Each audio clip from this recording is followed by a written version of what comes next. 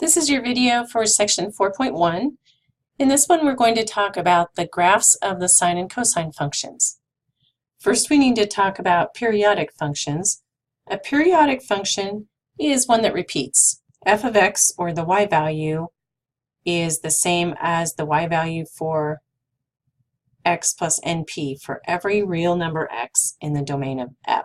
The np right here gives us the repeating values. Since we're repeating those y values for every multiple of p, then the p is called the period of the function.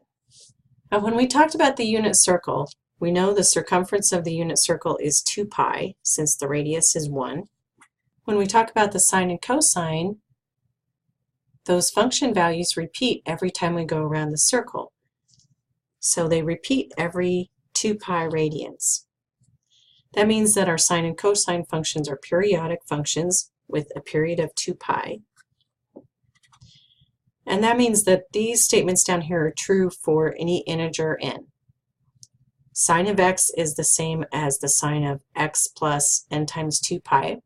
This is just saying that it repeats every 2 pi. And the same thing for cosine. Cosine of x repeats itself every 2 pi radians. We're going to talk a lot about graphing the sine and cosine functions. Before we go on, let's look at graphing these with your calculator. We're going to do a lot with graphing by hand, but you can also use your calculator to help you and to check values and what the graph should look like. First of all, if you're going to graph any trig functions with your calculator, it must be in radian mode. If you're trying to graph a trig function on your calculator and it comes out looking really strange, for instance, if it comes out with what looks like just a horizontal line, most likely the problem is that your calculator is in degree mode. So go back and check the mode. Now, to do this, we're just going to use the sine and cosine functions on our calculator. So let's look at the graph of sine of x on the calculator. To do this, we're putting sine of x into the y equals menu. If we graph this with a standard window, then these tick marks are 1, 2, 3, and so on. So we can kind of see that this one right here would be approximately pi, since pi is sort of close to 3. This really makes it hard to tell where some of those important points are on the graph. What we can do instead is go to the zoom menu, and this has one especially for trig. If you look down here at number 7, it says Z trig.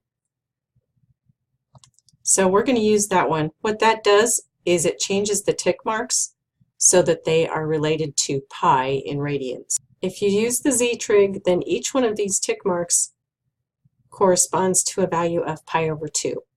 So this first one right here is pi over 2, this one would be pi, this would be 3 pi over 2, and this one would be 2 pi. That's really going to help when we're trying to graph these. This would be our graph of the sine function. We could do the same thing for the cosine function. If I just replace that sine with a cosine and then graph it, it's still in that Z trig for the window. So that's basically what our cosine function would look like. What we're going to do now is get a lot more into the details about those graphs of sine and cosine. We'll go from those basic graphs to some more complicated graphs of the sine and cosine functions. First, we're going to talk about the graph of the sine function. First of all, we can think about values. This relates back to the unit circle. But remember, when we were talking about the unit circle, we were using s for our value in radian measure. Now we're using x because we're thinking of this as just a function. So this is where our x is the value of the angle. Our y, since we're talking about the sine function, y is going to be the sine of x. So we could fill out some of these values. The sine of 0 is 0. So really all we're doing here each time is putting in this value for x. The sine of 0 is 0. The sine of pi over 6 is 1/2, and so on. These first 5 follow right down those special angles in the first quadrant.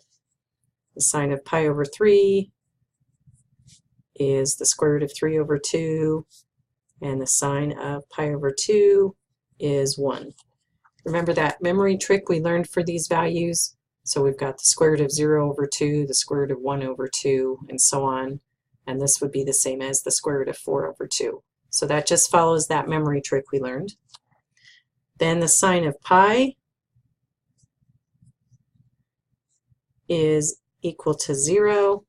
The sine of 3 pi over 2 is negative 1, and the sine of 2 pi is back to 0. When we're doing these graphs, and especially when we're doing them by hand, we're always going to be talking about 5 key points or 5 basic points. And those ones are these. So we're going to go from 0, and then where x is pi over 2, where x is pi, where x is 3 pi over 2, and where x is 2 pi. Those are going to be our 5 key points. Now the reason for that, if we look at our graph down here, so if we took all these points and plotted them and drew a curve through those points, those are going to give us some special points on the graph. Here's our point 0, 0. Here's the point pi over 2, 1. So that corresponds to this point up here. Here's the point pi 0. Here's the point 3 pi over 2, negative 1. And here's the point 2 pi 0. When we talk about graphing, we're going to talk about those 5 basic points a lot.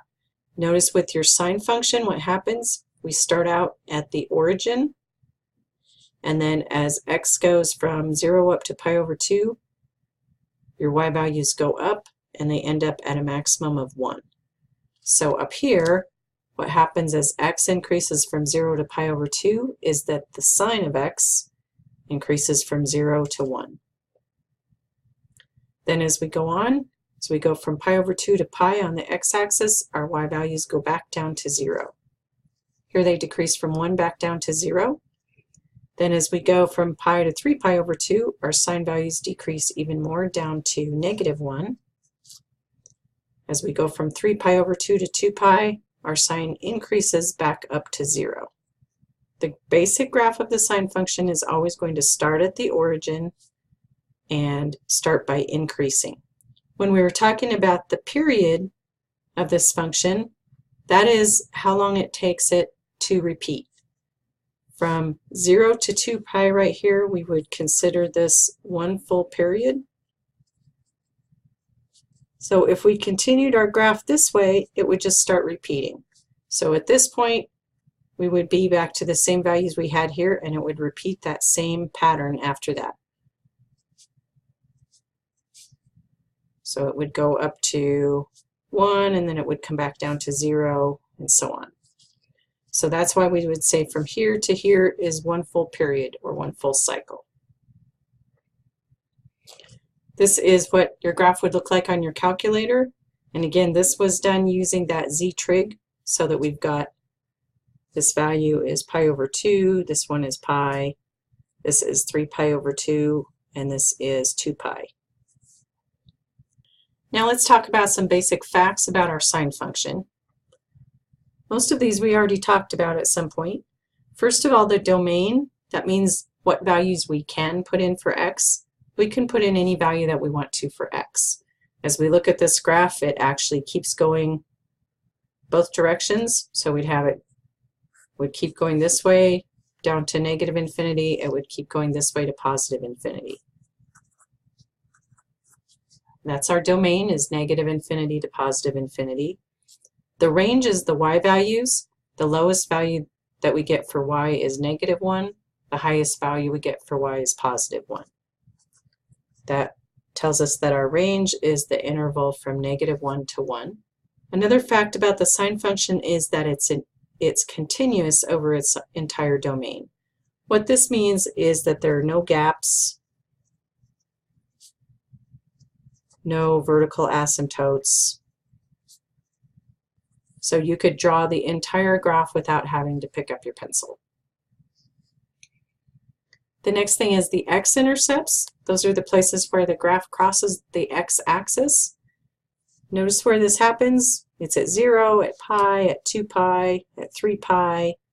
So any multiple of pi. The way we could write that is that they're of the form n pi, where n is an integer. N can be negative or positive. We already talked about the fact that the period is 2 pi.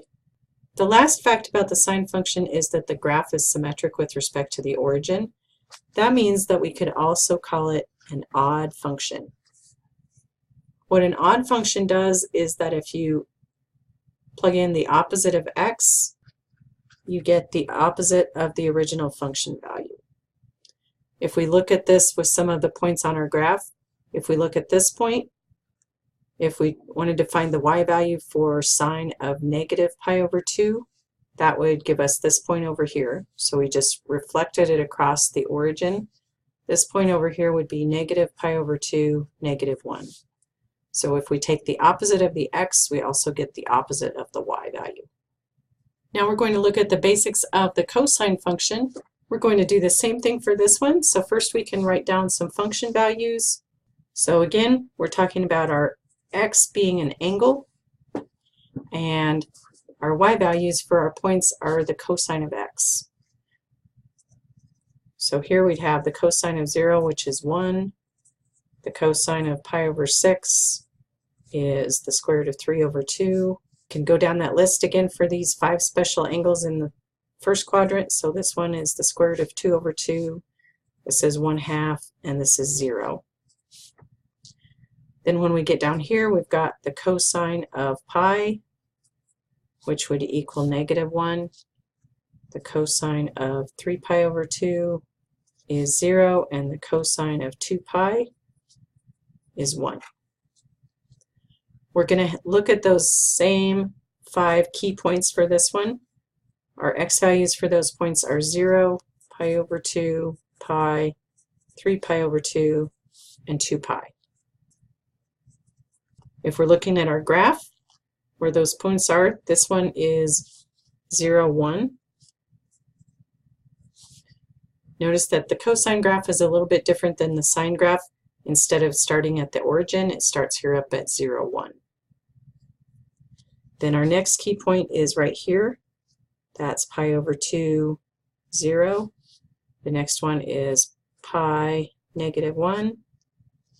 The fourth one is 3 pi over 2, 0. And the last one is 2 pi. For the cosine graph, it starts at the top, so it starts at a maximum point, and then it goes down to the minimum point, and then it comes back up to the maximum point.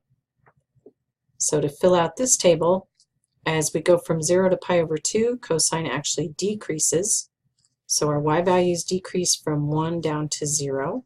From pi over 2, it decreases again from 0 down to -1. From pi to 3 pi over 2, it increases from -1 up to 0. And from 3 pi over 2 to 2 pi, it increases from 0 back up to 1. Here's what the graph looks like on your calculator. And again, this is with our tick marks at pi over 2, pi, 3 pi over 2, and 2 pi. Some facts about the cosine function. The domain for this one is also -infinity to infinity. The range, if we look at our y values, the smallest y value we have is -1. The largest y value we have is +1. That means our range is -1 to 1.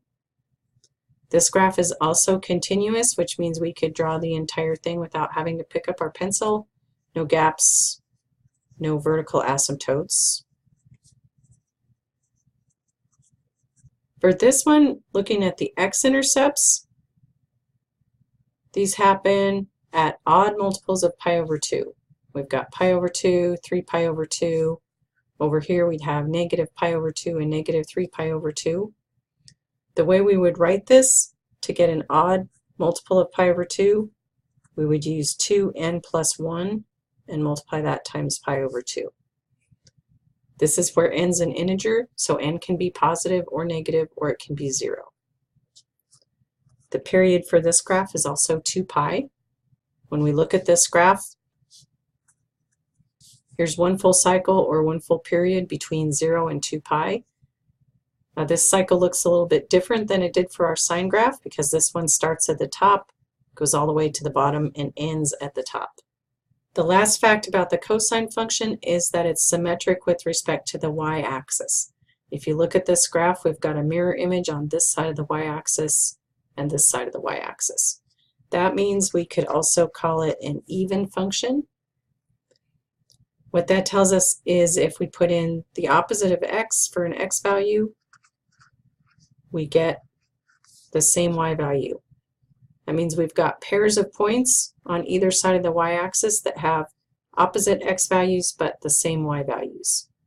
For example, if we looked at pi negative 1, there's a matching point over here that would be at negative pi negative 1. The x values are opposites of each other, but the y values are the same for those 2 points.